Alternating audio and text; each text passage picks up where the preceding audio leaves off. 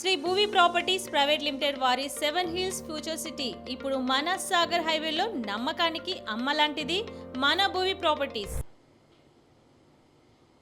మీరు అనే ఎక్కడ మీరు 2 కోట్ల ఉద్యోగాలు అన్నారు సంవత్సరానికి, దాని గురించి చర్చ లేదు.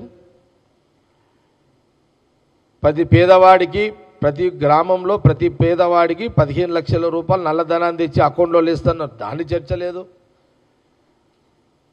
దాన్ని ఊసేయలేదు, దాని మీద మాట్లాడరు.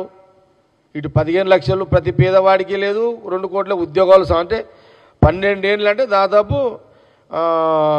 24 కోట్లు అంతే కదా. 12 సంవత్సరాలలో 24 కోట్ల ఉద్యోగాలకు మీ దగ్గర జవాబు ఉన్నదా? కాంగ్రెస్ పార్టీ ప్రశ్న.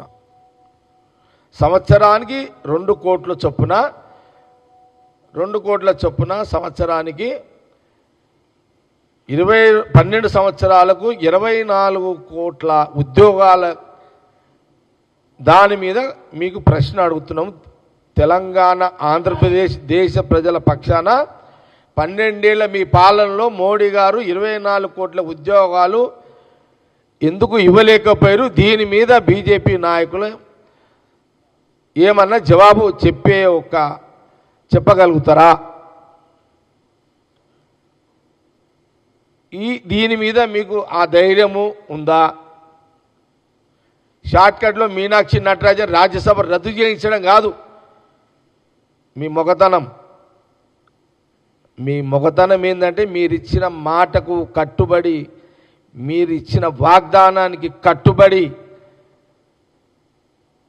సిద్ధాంతాలు చెప్పి జీవిస్తున్న మీలాంటి నాయకులు మీ మొగతనం ఎక్కడ చూపించుకోవాలని అంటే ఇచ్చిన మాట నిలబెట్టుకొని, ఇచ్చిన మాట చేసి మీరు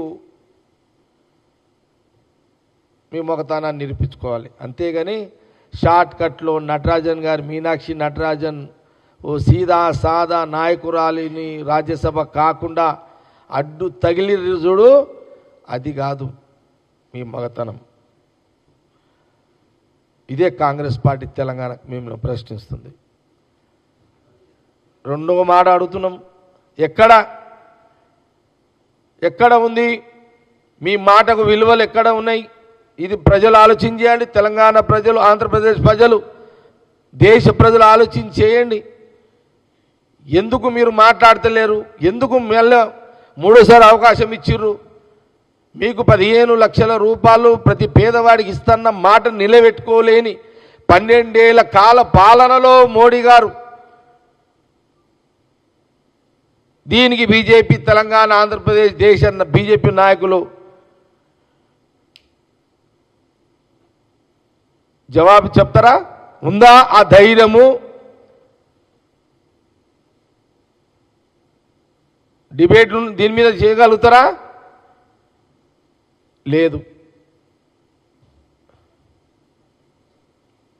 కానీ ఇవి ఏమి చేయరు. కానీ నటరాజన్ గారు ఎక్కడనో ఒక ప్రైవేట్ కేసుని, చిన్న ప్రైవేట్ కేసుని తీసుకొచ్చి మీరు ఆమె రాజ్యసభను రద్దు అంటే ఆమెను